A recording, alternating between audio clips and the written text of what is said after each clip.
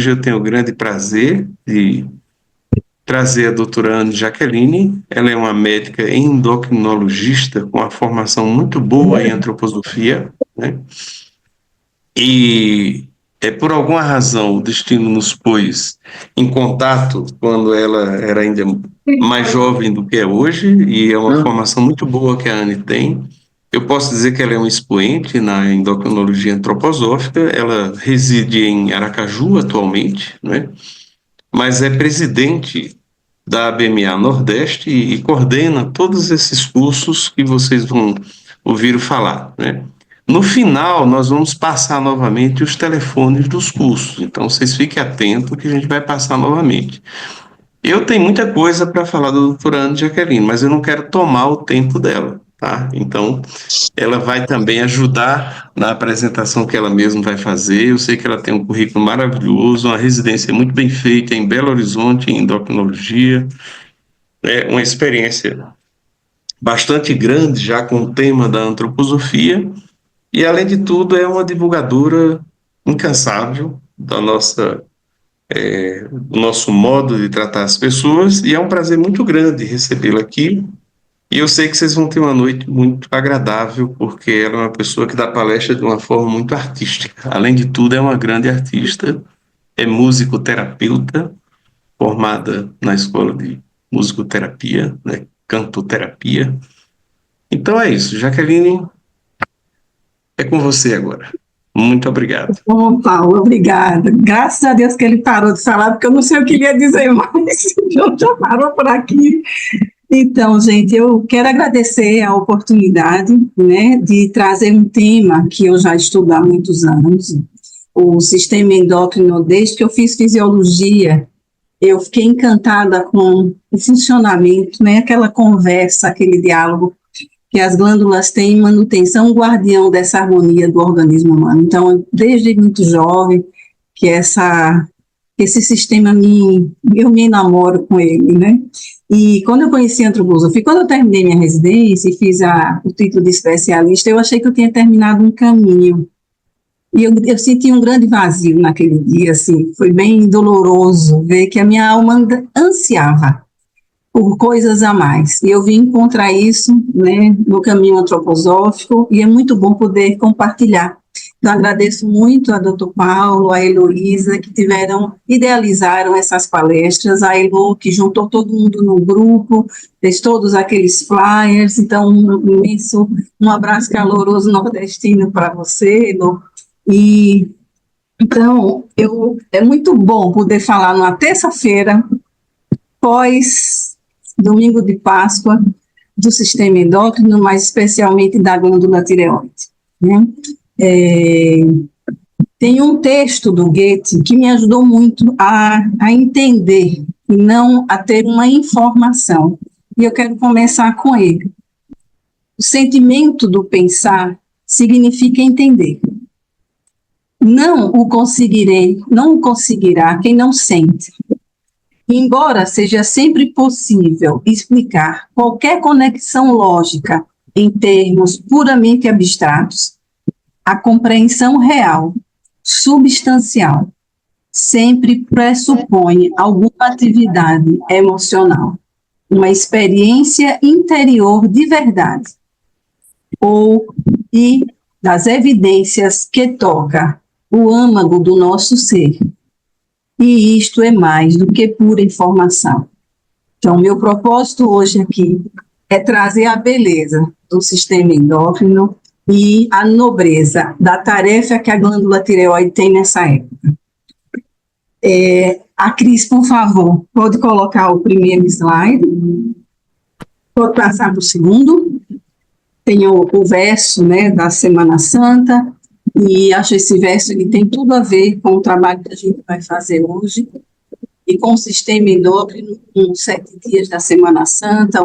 Então, eu coloquei esse verso inicial para trazer a gente para essa necessidade que a gente tem de renovar e de transformar, de mudar a nossa maneira, o nosso ângulo de ver as coisas.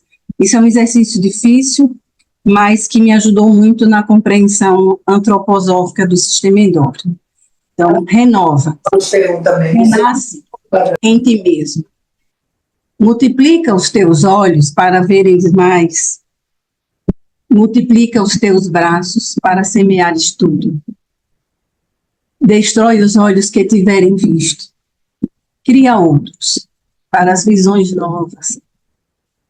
Destrói os braços que tiverem semeado para que se esqueçam de colher. Ser sempre o mesmo, sempre outro, mas sempre alto, sempre longe e dentro de tudo. Então, aqui, não faria muito sentido para vocês, tem pessoas que são médicos, são odontólogos, mas outros não, e eu quis trazer a glândula endócrina como parte de um caminho, e não ela apenas separada, sem conexão com as outras e com esse propósito da existência humana. Então, aqui a gente tem a glândula pineal, né? Depois a gente tem a hipófise, a tireoide, o timo, pâncreas, as gônadas e as suprarrenais. Vocês podem perceber aqui uma verticalidade, um eixo longitudinal, assim como a gente tem a coluna vertebral também, onde essas glândulas, elas significam degraus, né, um processo, um caminho encarnatório. Então, pela mitologia grega, a gente vai ver aqui que Saturno, né, romana, ele é Cronos, é o deus do tempo, e a pineal, ela tem essa tarefa de trazer, através dos processos de luz e escuridão, ensinar ao corpo os ritmos da natureza, de noite e dia, de vigília e sono, e depois dos 14 anos ela começa a calcificar, mas ela já entrega isso ao corpo, às glândulas e aos órgãos, tanto que a gente sabe que os órgãos eles têm seu momento de tocar mais, assim como uma orquestra e outros que eles silenciam, e horas que eles tocam todos juntos. Então, quem ensina isso é esse processo de luz que a pineal traz e passa de fora do cosmos para dentro do corpo. A glândula hipófise é Júpiter, e ela é Zeus. Zeus, ele que destrona Cronos. Cronos era o tempo, né, e ele consome todos os seus filhos. Mas Zeus, ele é quem mata o pai, e de fato, Zeus, ele é aquela imagem do deus do Olimpo sentado em seu trono na cela turca, lá nas nuvens, lá no céu, no nosso sistema neurosensorial, no nosso cosmos. É ali que ele está, né? Então, essa imagem da hipófise como uma grande ordenadora, como Júpiter faz, dos processos, não somente do sistema endócrino, mas todo um organismo, toda a economia orgânica funciona a partir deste grande Deus que olha das alturas e ordena todos os processos. Depois, nós temos Ares, né? O Marte na mitologia romana, filho de Zeus. Então, aqui a gente vai vendo que um vai como que gestando o outro e trazendo a condição encarnatória necessária para que a gente possa existir em matéria. E esse mundo material vivo, ele surge pelo encontro dessas forças, das forças espirituais e das forças telúricas. Aqui na tireoide, acontece um processo que a gente vai falar depois só dela, mas eu trouxe dessa maneira para que vocês percebam que é um trazer-se, que é um chegar-se em si mesmo. Temos o timo ele produz timosina, é um hormônio que, e o sistema imunológico todo depende dele, ele também a partir dos 14 anos já criou o seu código de barra, né, nas células, nos linfócitos dele, e a partir dali ele começa a evoluir, ele já cumpre a sua tarefa. Então o sistema endócrino, ele tem essa imagem muito no tempo, de como que as coisas elas vai aparecendo, o hormônio, ele é um veículo para que esse anímico espiritual possa trazer em carne, em matéria, a imagem do ser humano.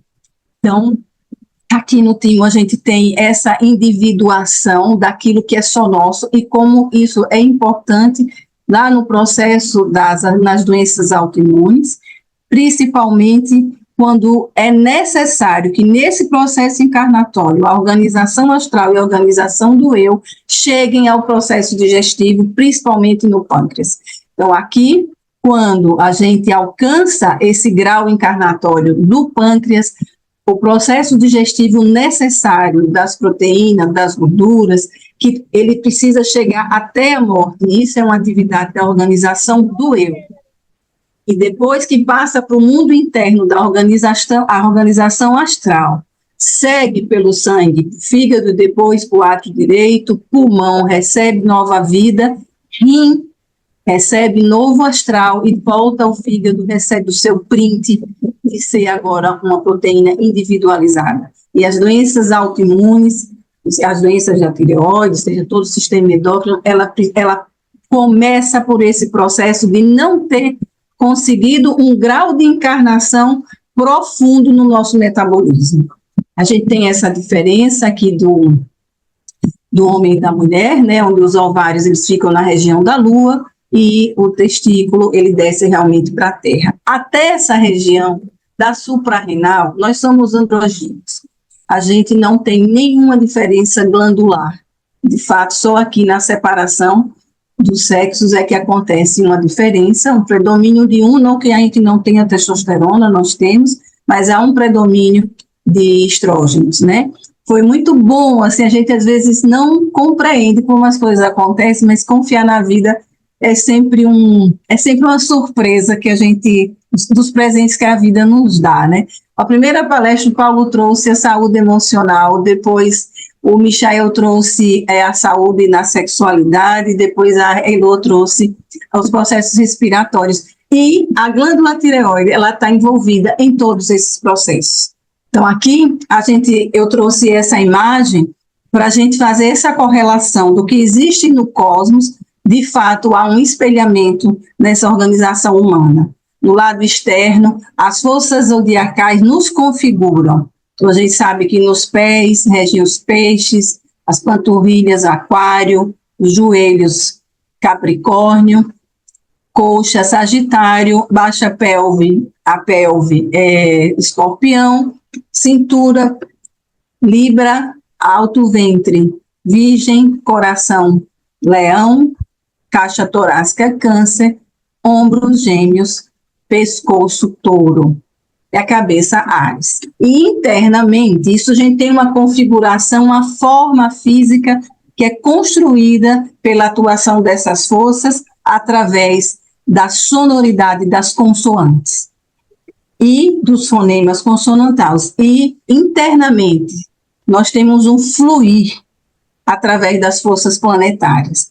O que a glândula tireoide faz e o sistema endócrino é trazer, através dos minerais que correspondem a essas forças zodiacais, essa atuação da astralidade em nossa organização etérica, através da mentalidade. Então, aqui, eu já falei, né, a cabeça, a Áries, a coluna, o estômago, seios do câncer, a caixa torácica, virgem, o abdômen, intestino, sagitário.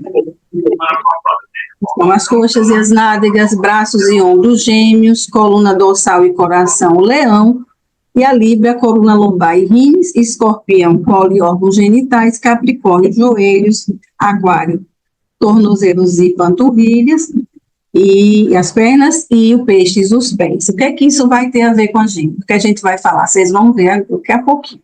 No sistema endócrino, nós estamos diante de algo vivo, fluídico, que estabelece uma relação fluídica e rítmica com seu meio circundante. Depois constrói um abrigo para se ancorar. Leva para dentro de si mesmo uma substância retirada do exterior.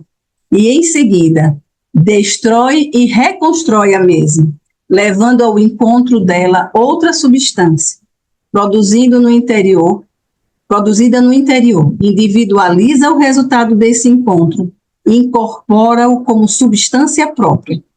Esta se acumula e renova, promovendo crescimento, para finalmente criar ou gerar algo novo. E isto é a vida.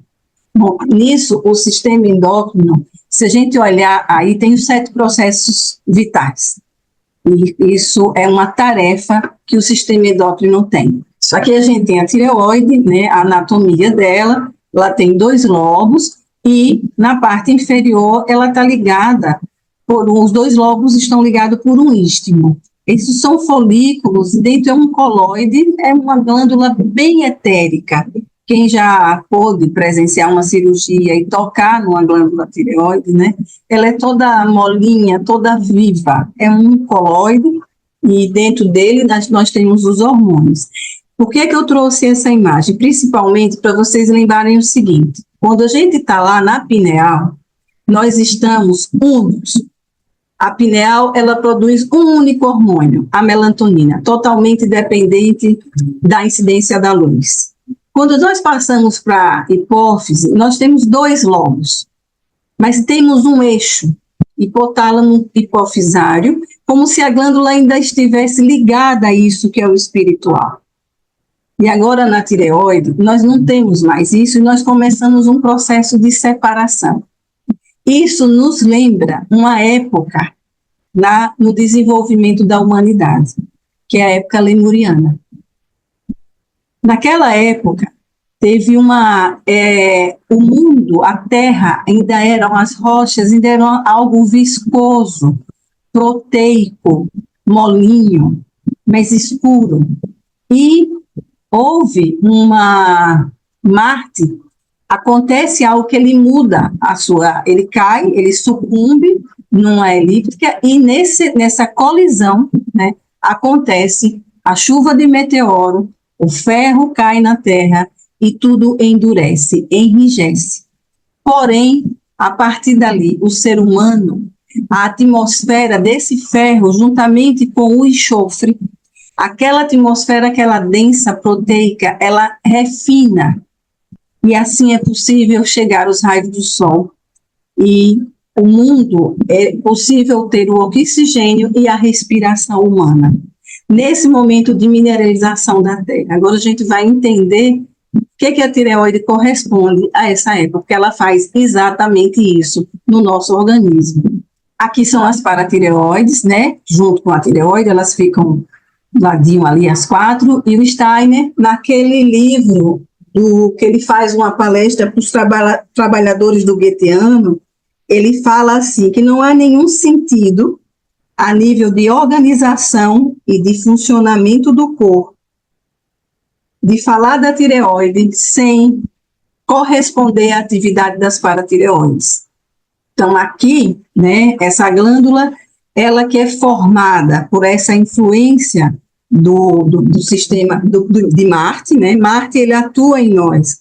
A força marciana, ela adentra o corpo humano entre os omoplatas, segue para a tireoide e a laringe, depois para o sangue e termina seu caminho na vesícula biliar, quando ela ressoa e daí ordena a formação das proteínas, a ordenação das substâncias. Marte, ele é atividade, ele é ação.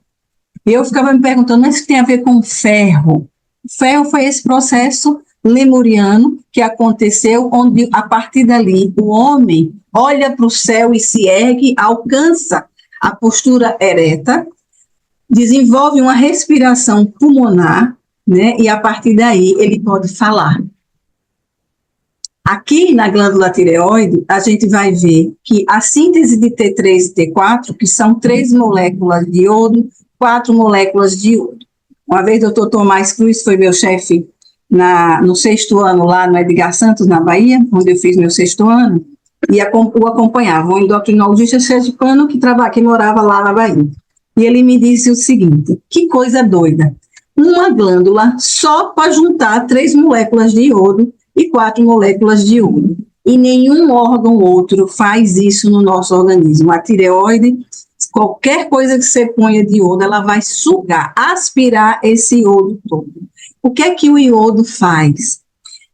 Numa imagem, o lugar que a gente mais encontra iodo na Terra são nas águas marinhas.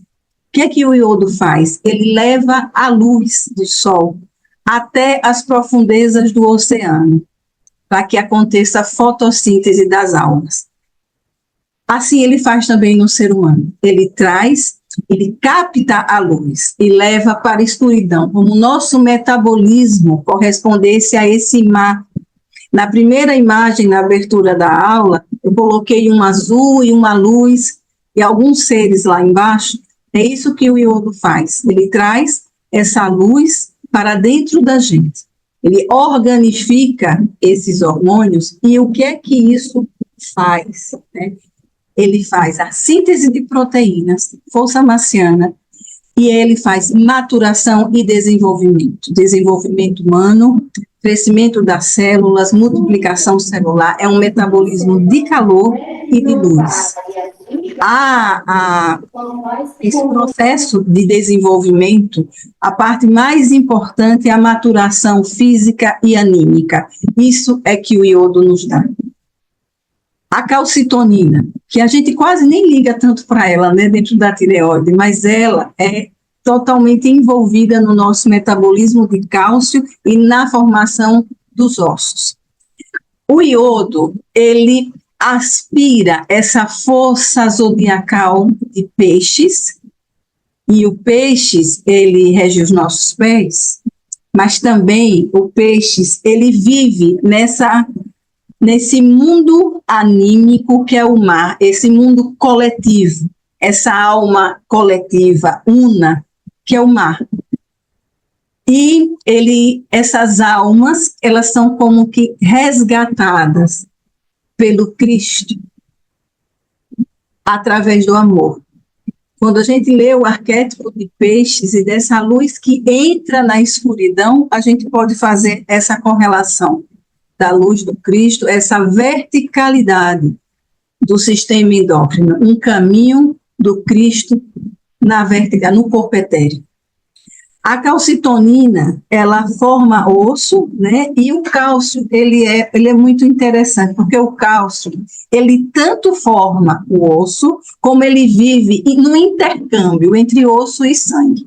Então, junto com a paratireoide, é um embalar, é um pendular, é aquele movimento que o útero tem com a aorta que o nina, né? O embala atrás, é a mãe que põe um filho no colo, e todas, né, tem intuitivamente, ou genuinamente, aquele movimento de embalar, de ninar, é o balanço de uma rede, e horas a gente está na carne, horas a gente está na onda, na energia, e isso é o encontro, é a tarefa, é a conversa de cálcio e fósforo.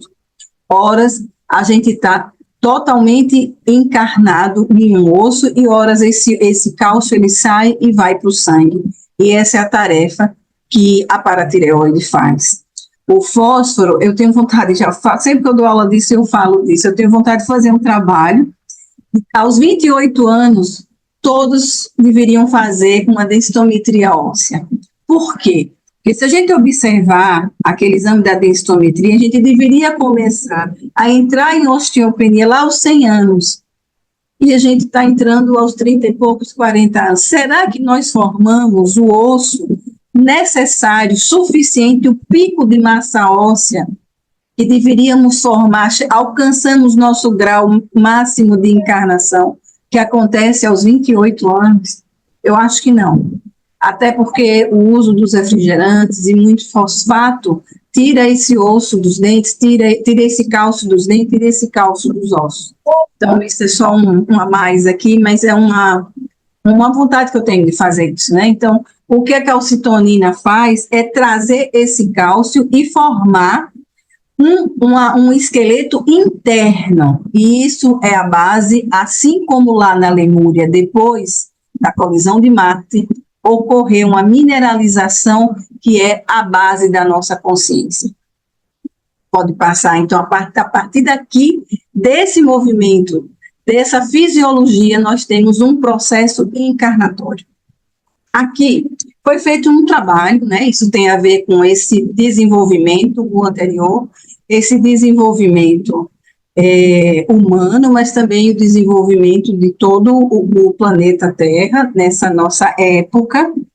Foi feito um trabalho em 1912, onde eles pegaram girinos, né, que é uma forma aquática, é uma fase inicial embrionária dos anfíbios, né, dos sapios. Então, eles fizeram com que esses girinos não produzissem hormônio tiroidiano. O que aconteceu? Eles viraram girinos grandes, o processo de crescimento acontecia, e a tireoide, ela é envolvida até os 3 anos, é a glândula, poderia dizer até os 7 anos, a glândula de maior importância. Não é tanto o hormônio de crescimento, é a glândula de maior importância para a multiplicação celular, é a tireoide. E esse processo de encarnação, de chegada do corpo físico, da ossificação, da mineralização. E esses anfíbios, eles só cresciam, mas eles não faziam a metamorfose de tocar a terra, de pisar o chão. Somente na presença de hormônios tiroidianos é que o girino transforma a cauda em patas, as brânquias em pulmão, e podem fazer uma respiração pulmonar, uma respiração terrestre. E a partir daí também expressar uma vocalização. Aí começam as bases daquilo que para nós é uma expressão da atuação da organização do eu, que é o andar, o falar e o pensar. Ou seja, sem essa glândula, o nosso eu não consegue atuar na Terra. E nós podemos ver quando uma criança é acometida de um hipotireoidismo congênito, né? Qual é o nome que a gente dá? Cretinismo, mas infantilismo. É um bebê, sempre será um bebê. Ele não faz o processo de metamorfose, não somente física, porque andar ereto, falar e pensar é a expressão de uma organização anímica espiritual, mas muito a expressão da organização do eu.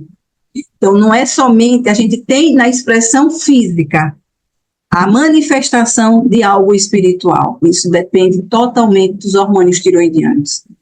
Aqui a gente tem esse processo, as correntes planetárias que atuam em nós, no nosso processo de formação, onde Saturno, ele corresponde, né, à morte no espaço, quando a gente forma o esqueleto, mas para isso eu preciso de metabolismo de calor, metabolismo de luz, calcitonina, fósforo e cálcio, para formar esse esqueleto, e a gente precisa, é importante a gente falar, que eu esqueci no slide anterior, que aqueles primeiros animais que eles apresentam, a estrela do mar, a ostra, onde esse cálcio, ele não é incorporado, introjetado e constrói um esqueleto interno, e eles constroem um esqueleto externo, e isso tem a ver com o nível de consciência. Então, aquelas 3, iodo, fósforo e cálcio, né, eles trazem essa realidade anímica das forças do zodíaco que eles representam, peixes, Libra, e o outro, peixes, cálcio é Libra, peixes é iodo e fósforo é o caranguejo, é câncer. Então, se você for olhar, todos eles estão envolvidos nessa questão, exceto a Libra, né, do mar, do sal, mas também do iodo e do cálcio, que forma um esqueleto externo, mas que dentro é contido uma vida, mas uma vida primitiva, sem nenhum nível de consciência. Depois a gente vai falar da relação disso, podemos falar agora também, né, do caranguejo. Assim como o peixe tem essa relação de que, através dessa força crística, ele redime e eleva da animalidade através do amor, o caranguejo, ele traz em si a morte e a ressurreição anualmente. Os meses que tem R, a gente não pode comer caranguejo. Eu sou de uma região que tem caranguejo, e isso é muito a cultura, mas é uma realidade. Ele absorve todo o cálcio do seu esqueleto externo, guarda no estômago e depois ele se refaz. Ele morre totalmente na matéria, fica É uma luz. Se vocês, alguém já deve ter visto uns caranguejinhos quase sem pele, sem esqueleto, né? Andando assim na praia e depois ele reconstrói todo o seu esqueleto novamente. Ele guarda um mistério, aquela vida molinha interna e o esqueleto externo, né? E a Libra, que é esse fiel que existe e que domina e harmoniza as polaridades. Tudo isso tem a ver com a relação do sistema endócrino, mas principalmente da tireoide, em trazer essa realidade da verticalidade, né, da atuação do eu no caminho etérico. E aqui, as forças planetárias encarnatórias, Júpiter, que faz a modelação, Marte, uma atividade, o Sol, a própria encarnação, né, ele reúne todas as forças planetárias, Vênus, processo de nutrição, sem isso a gente não existe, não recheia, né? O Mercúrio, que se mantém em fluxo, nós somos uma forma fluida. A gente vê bem essa diferença numa pessoa que faz aulas de musculação, que vai ficando cada vez mais enrijecida e perde o movimento, e uma pessoa que desenvolve essa musculatura através da dança, de um trabalho artístico, onde ele tem o desenvolvimento, e essa forma é importante a gente ter estrutura para fazer o movimento. Mas se manter em movimento, né? Não se manter numa estrutura rígida e morta, onde se perde o movimento. E a Lua, que são os processos de reparação. Isso no caminho encarnatório. E a gente passa pela Terra, e quando a gente nasce, a gente já começa a morrer.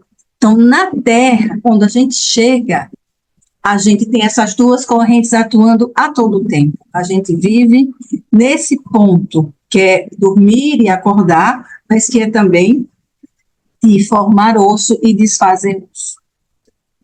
Aqui no caminho excarnatório, nós vamos ter a diferenciação e elevação como o outro lado da moeda, né, das forças da Lua, o encontro, né, Mercúrio, a excreção, o outro lado, o excarnatório de Vênus, a nutrição, o processo de excarnação no Sol, ordenação de substância em Marte, o gesto, que é o outro lado, né, da força de Júpiter, um bom jupiteriano a gente conhece, né, ele gesticula, ele tem uma beleza nesse gesticular, e a morte de um lado e a ressurreição do outro. O que isso nos diz, dentro da visão do sistema endócrino, que a todo tempo nós estamos formando substâncias e desfazendo substâncias e expressando isso de uma forma anímica. Então, o sistema endócrino, em especial a tireoide, ela traz um processo, ela trabalha num processo de luz e calor para dentro do corpo, e depois ela transforma para dentro do corpo em vida, né? E depois ela transforma essas forças de vida em forças de luz e de consciência. Pode passar, Cris? A gente pode ver um paciente, observar em um paciente hipotireoideu. Hoje a gente não vê muito isso, eu ainda peguei uma época que a gente ainda tinha os pacientes ainda em franco hipotireoidismo, como você faz uma pergunta para eles é um outro ritmo, eles não conseguem responder a tempo. É como eles estão todos embotados, ou mergulhados, melhor dizendo, dentro de uma vitalidade, onde a consciência fica muito difícil. E os pacientes de hipertireoidismo, o contrário. Eles têm uma ação de força catabolizantes e de processos de consciência muito intensos, por isso eles se consomem.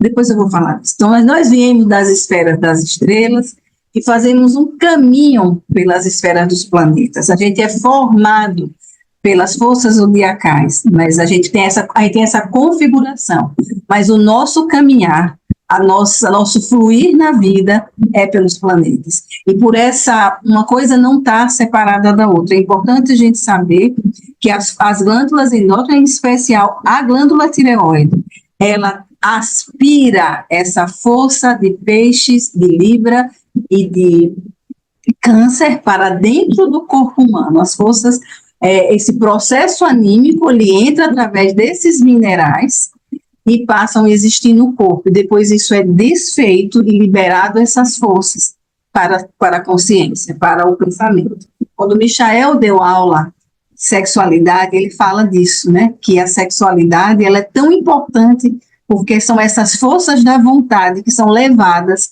ao desenvolvimento do pensar. E essa maturação sexual, ela depende, como a maturação óssea, o desenvolvimento da sexualidade, depende da glândula endócrina. Quase todos os processos endócrinos, eles dependem da glândula endócrina. Se vocês tiverem qualquer paciente, está com isso, façam os hormônios tiroidianos. Porque a primeira coisa que a gente precisa fazer, sem a função tiroidiana saudável, todos os outros ficam comprometidos. Ela é, de fato, esse portal de encarnação. Ela é uma glândula de limiar entre a vida neurosensorial de consciência e vigília e a vida de escuridão e de inconsciência. Ela é esse lugar onde eu posso trazer essas forças e formar uma materialidade viva, mas eu também, através de um processo, eu posso libertar essas forças e torná-las conscientes. O elemento astronômico se converte naquilo que constitui o mais inconsciente no homem. Torna-se o processo que se situa nas maiores profundezas de seu organismo. E aí a gente vê bem as forças infrasolares, Vênus, Mercúrio e Lua, onde existe uma determinação kármica. E podemos ver isso que está no nosso inconsciente ser levado à nossa consciência e entregue às forças anímico e espirituais suprassolares para libertação kármica. Os encontros, como tem lá na força de Mercúrio, e como a gente, às vezes, assim, toda paciente que tem problema tiroidiano, você vai tratar, e da glândula tireoide, coxa, nem sempre. Alguns pacientes eu já tive que eu tratei o pulmão, para que ele pudesse equilibrar essa respiração, e aí ser possível esse pendular de entrar e sair, o processo encarnatório acontecer. O que eu estava falando para vocês, né? E nesse meio, a glândula tireoide que trabalha no metabolismo de calor, todos sabem que a função do calor é criar o ambiente interno para que a organização do eu possa atuar.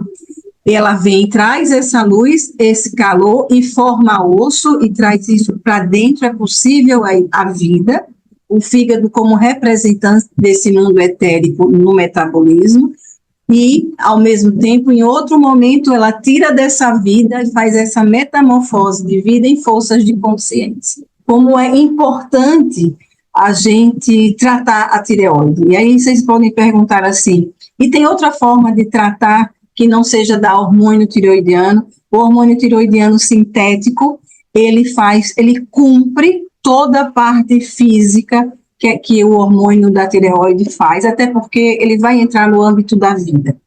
Isso o nosso organismo faz, né? Ele desmaterializa e refaz essa substância. Porém, o que não acontece é o trabalho da própria glândula e do seu regente, que é o eu, né? Da organificação. Essa é a tarefa.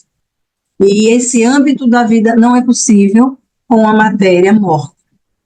Então, é essa atuação, essa atividade que a glândula precisa ter, tá? Então, aqui eu trouxe esse slide para mostrar a vocês que a articulação, isso aqui era da cantoterapia, mas cabe no tema, né?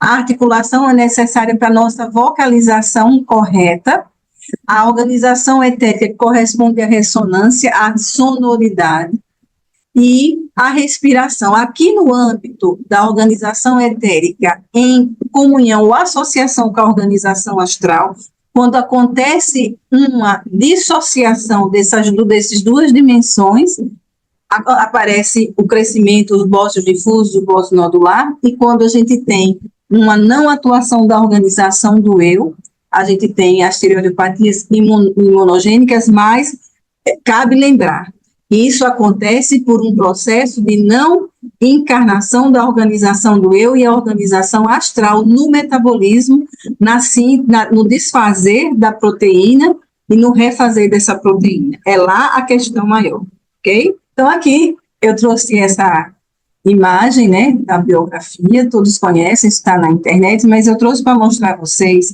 que o seguinte, que a gente está aqui como uma estrelinha, né, e a gente vai chegando na Terra, e existe aqui, nesse momento, até os 7 anos, a glândula mais importante é a glândula da tireoide. E o que a gente faz nesses três primeiros anos aqui? Andar, falar e pensar, né? Então, é muito importante que aqui a gente tenha uma glândula tireoidiana normal e atuante. Aos 28 anos e aos 42 anos é a maior incidência de doença de tireoide em mulheres e homens, mas essas mulheres passam quase a 3 vezes mais que os homens. E por quê? Porque nós somos menos encarnadas do que os homens. Então, qualquer dificuldade aí para a gente é uma grande dificuldade. O processo de histeria, onde você tem uma dissociação etérica astral no metabolismo e uma predominância das forças etéricas, né? A gente fez um trabalho com a cantoterapia e lá mostrou uma alta incidência de miomas e doença tiroidiana. Então, acontece ali uma deficiente encarnação das forças astrais também na pelve, né? E isso faz um espelho com as forças que atuam na tireoide. E a gente sabe que existe essa relação, né? Da vocalização, do tom da voz com os órgãos genitais, com as gônadas e também com a laringe e a formação das cordas vocais e o tom da fala. E aos 42 anos, é importante a gente ver que a gente começa aqui um seteninho de Marte. E é incrível como aparece aí algumas doenças autoimunes, em especial a doença de Hashimoto, mas muito mais a doença de Graves. A doença de Graves aqui é quase uma urgência. A última chamada, você precisa desenvolver a autoconsciência. Então, as forças da tireoide, os hormônios tireoidianos, como se eles acelerassem esse processo de metamorfose das forças etéricas em forças de consciência, e isso estava onde? Aqui a gente tem, de 35 a 42, um espelhamento das forças que formaram o nosso corpo físico, do primeiro setênio, aonde é extremamente importante a função saudável da tireoide. A palavra fala de nós no mundo, o silêncio deixa o mundo falar em nós. Mergulhar no mais profundo do nosso ser, deixando o mundo encontrar a verdade da nossa essência. Esse é o trabalho da nossa tireoide.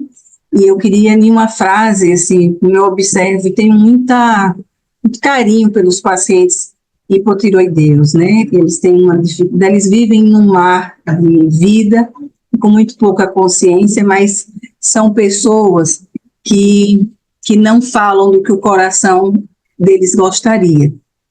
E isso eu sugiro a vocês, que vocês, até pelo adiantar da hora, se vocês quiserem ler o conto do Rei Sapo, ou Henrique de Ferro, é o ponto que corresponde ao processo da tireoide e de Marte. E nenhuma frase, esses pacientes, é a frase de uma música, corresponde exatamente a isso. Só uma coisa me consome. Só uma palavra me corrói. É aquela que o meu coração não diz. Muito obrigada pela atenção de vocês, espero ter contribuído. Teremos agora a doutora Débora, vai monitorar as perguntas que foram feitas, tá? E você vai, com sua generosidade, tentar responder essas perguntas e depois nós passamos novamente os telefones dos cursos e os próximos eventos que nós vamos ter. Pois não, doutora Débora, agora é com a senhora. Maravilha, obrigada por essa aula maravilhosa da doutora Jaqueline.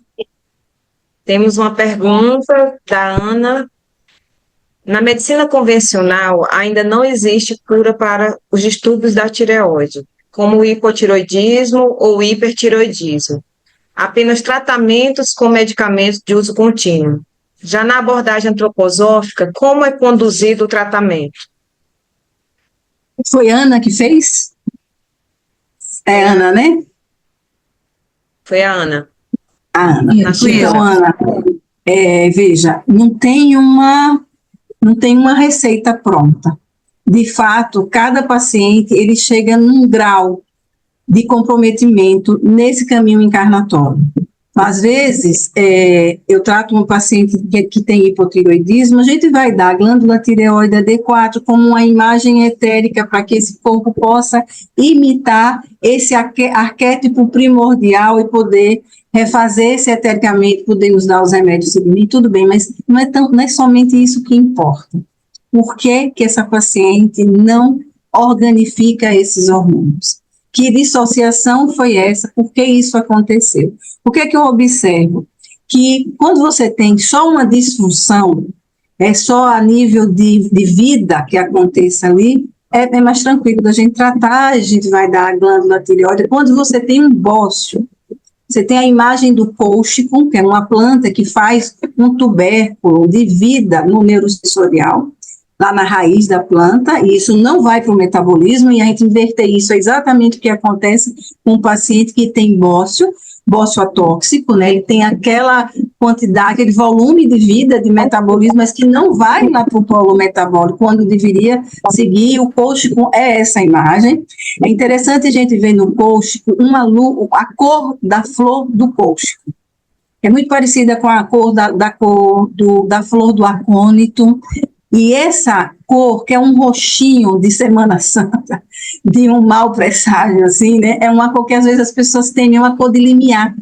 É uma cor que antecede a escuridão que mora lá no nosso metabolismo. É ali, naquele encontro, daquele roxinho com o mar, que a glândula tireoide atua, e o iodo, na verdade, atua. É poder ir para interiorizar. Essas pessoas, elas não fazem esse caminho e é preciso puxá-las para esse processo encarnatório. Mas nesse processo encarnatório, eu posso ter uma dificuldade da atuação das forças de Marte, eu posso ter uma dificuldade no processo respiratório, que é o que muito acontece por conta das neurastenias. A gente tem uma separação, uma dissociação e um predomínio, uma utilização excessiva dessas forças no neurosensorial, e isso, a glândula tireoide, ela está no limiar, mas muito no neurosensorial, porque é uma glândula também de percepção, né?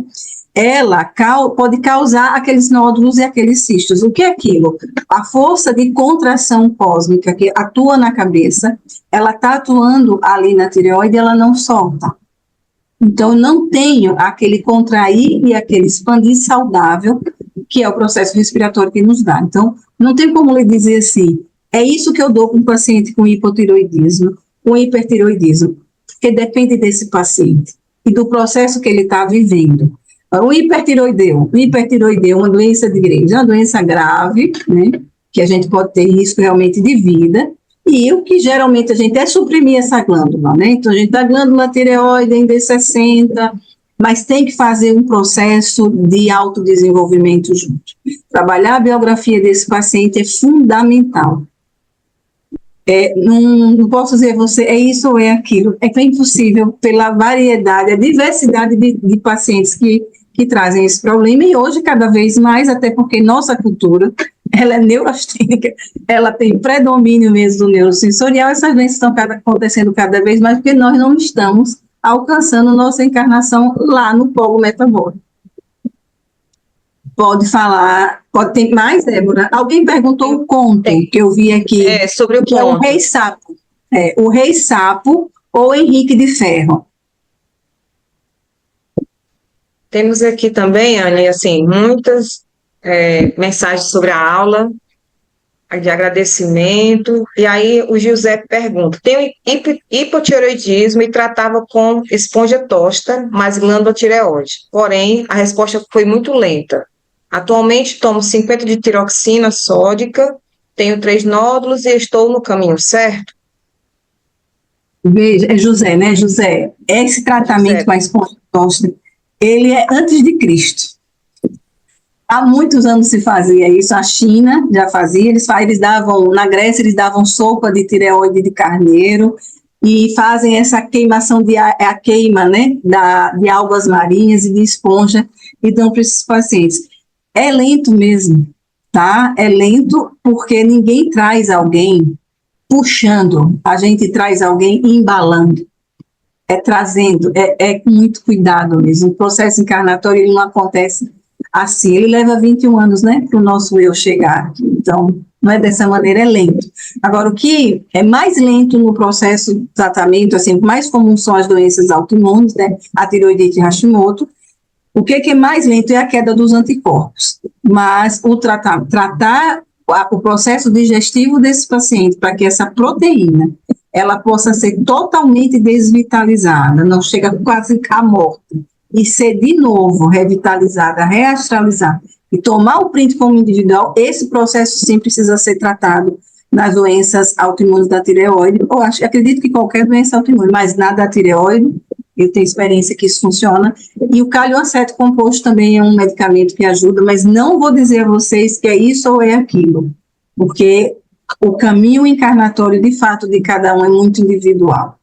O que a gente, em que emperra, o que impede, não tem como dizer tudo que é possível acontecer nesse caminhar. Pronto. A Lívia pergunta o seguinte: tenho Hashimoto, como pode me orientar? Lívia, então, você tem que fazer, olha, Bessa, se você faz um tratamento antroposófico, né, eu acredito que é um bom caminho. O tratamento com hormônio, a reposição hormonal, ele também é eficiente para isso que é o físico, de fato, pessoas que é sonolento, o intestino não funciona, mas veja, às vezes a gente dá o hormônio e a queixa do intestino não muda. Por quê?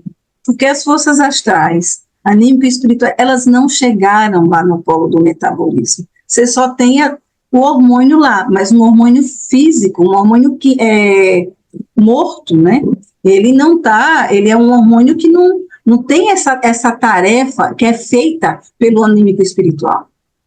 Esse é o grande comprometimento que eu acho, assim, até o que me motiva e me entusiasma de trazer, é que essas pessoas, elas vão tomar hormônio e elas vão dosar o hormônio, e vai estar tudo ok, aí para de cair o cabelo, melhora uma série de coisas, é verdade, não há nenhum erro nisso, isso funciona. O que não acontece? A maturação anímica não acontece.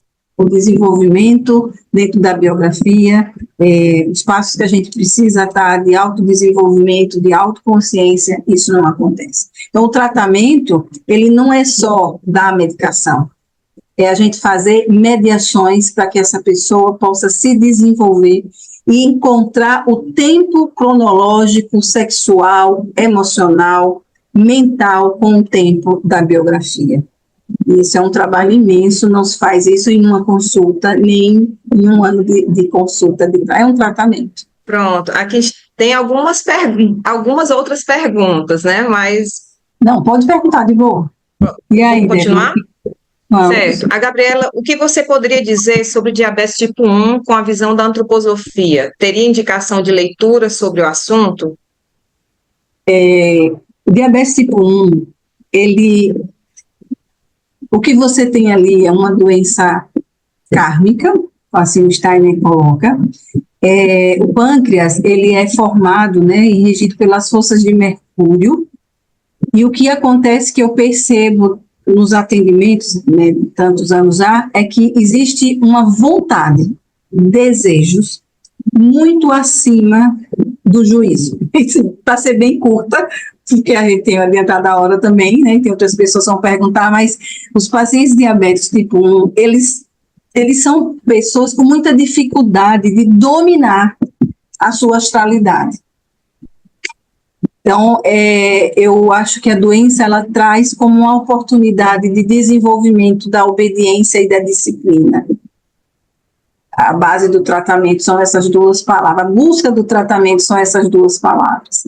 Né? Por isso que o processo de educação no diabetes tipo 1, ele é tão importante. E o que é isso, esse processo de educação? Fortalecer as forças do eu, para que possa dominar essa astralidade. Tem indicação de alguma leitura, Anne? Eu não tenho um livro assim, tem um livro do Matthias Gierke, né, que tem uma parte de doenças tiroidianas, de doenças endócrinas, e lá tem um tanto de coisa sobre diabetes. É o livro que eu indicaria, apesar de que eu acho que é muito mais.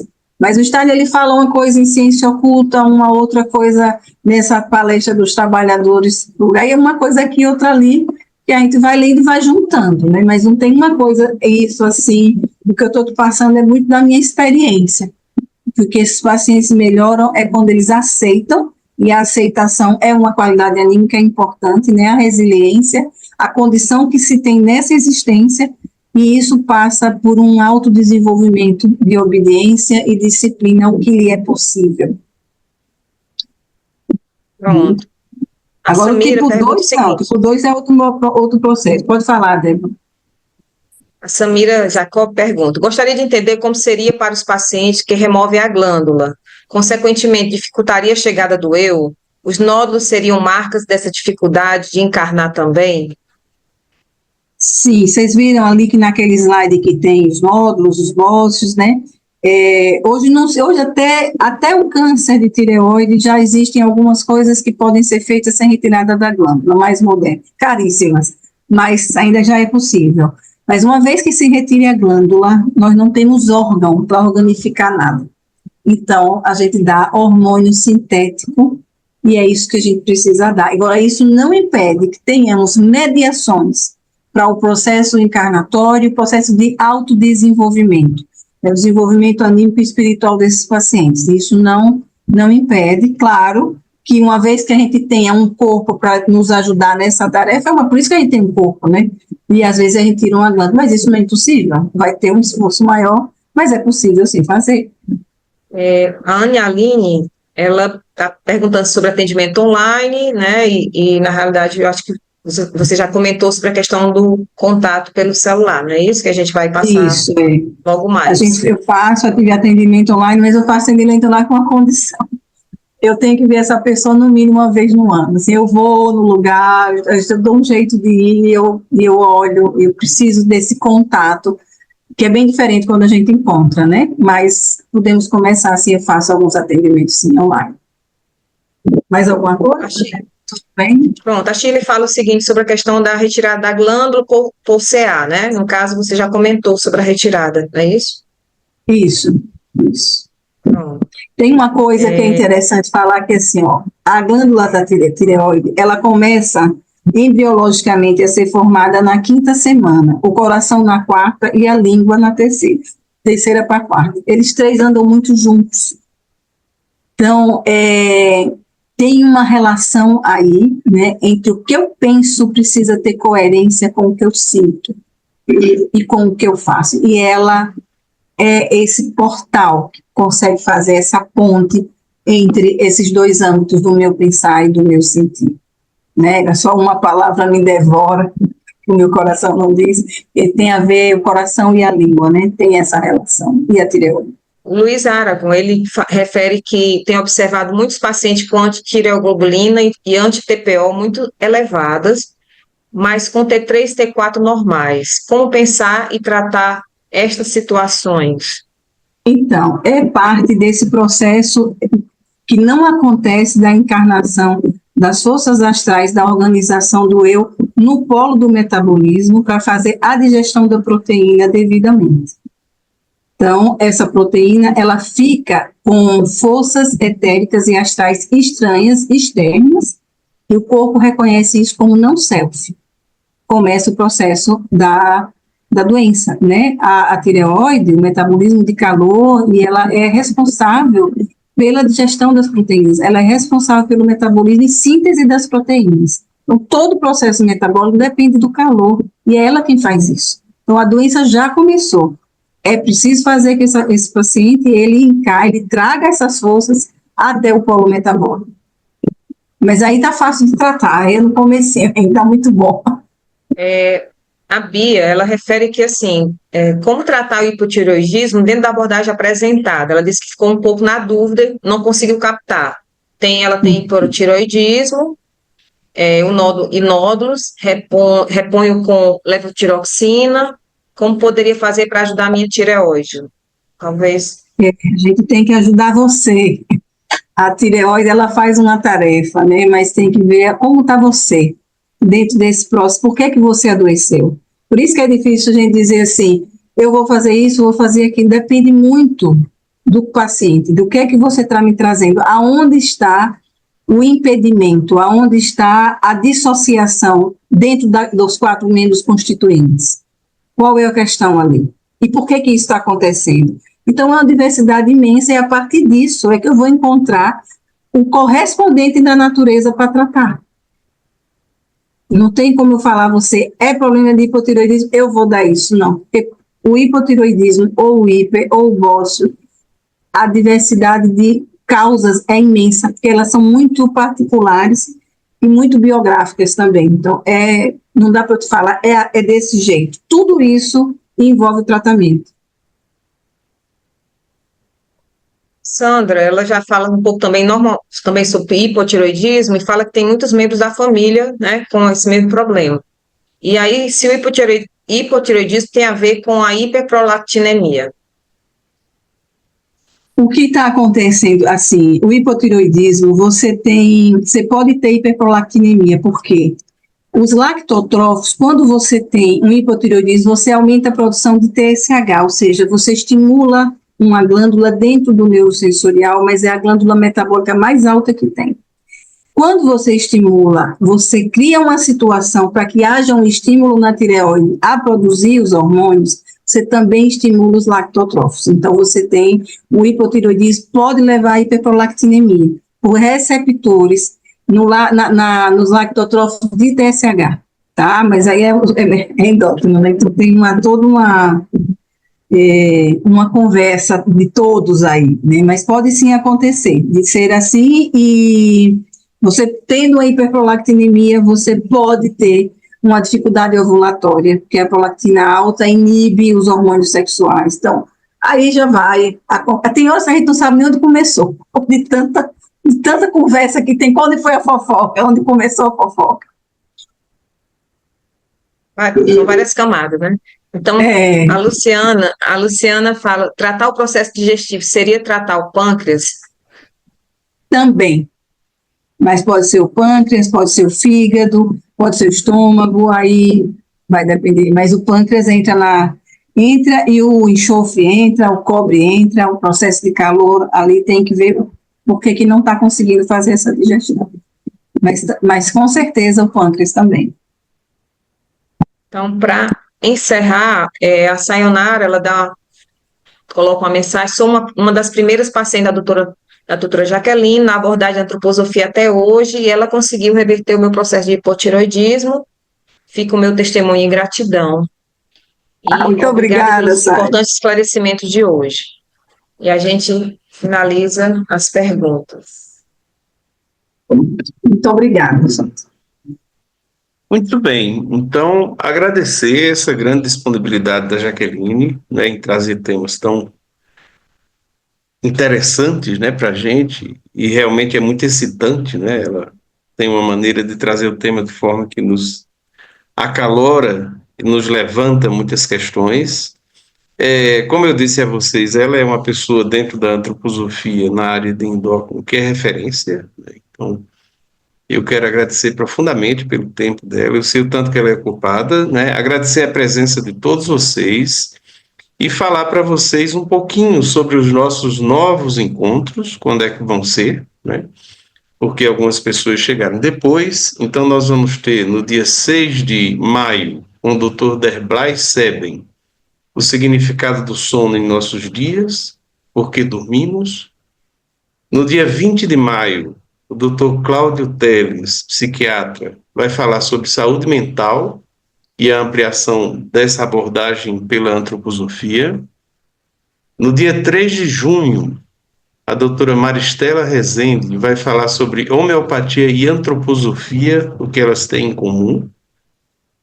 No dia 17 de junho, a doutora Karina Badaró, que é uma farmacêutica bastante experiente, vai falar sobre medicamentos antroposóficos.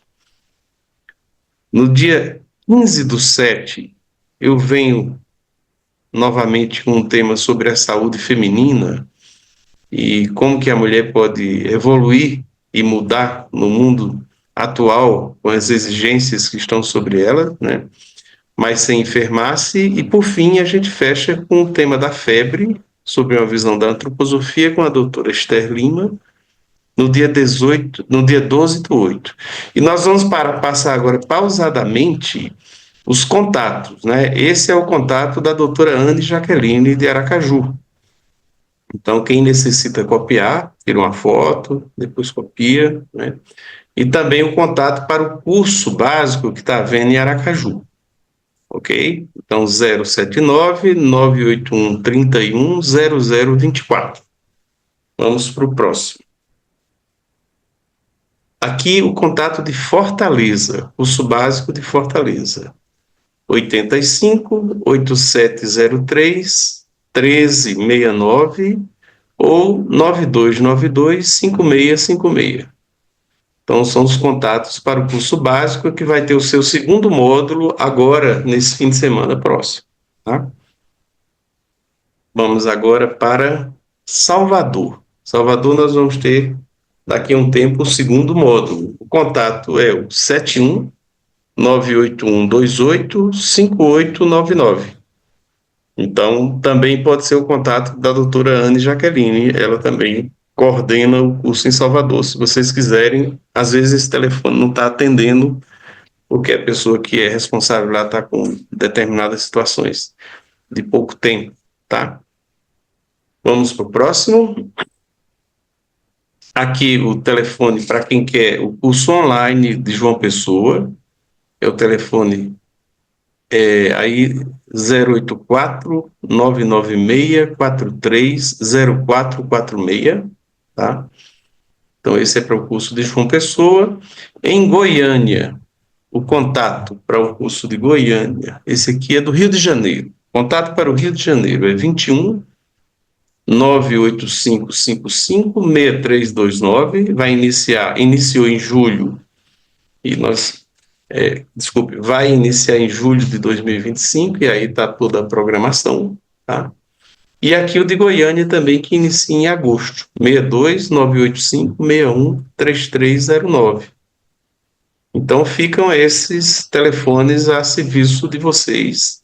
Quero mais uma vez agradecer bastante. Aqui são os contatos de Brasília, mas nosso curso já está no meio, vai demorar a começar outro, só em março, só no próximo ano. Agradecer muito a presença da doutora Anne Jaqueline, com toda a gratidão que a gente possa ter por ela. Mas o tema é muito interessante, né? Daria para a gente ficar horas conversando. E eu desejo a todos uma boa noite e aguardo todos vocês no próximo processo, na próxima palestra com o Dr. Derblay, no começo de maio. Boa noite, muito obrigado e um bom sono para todos.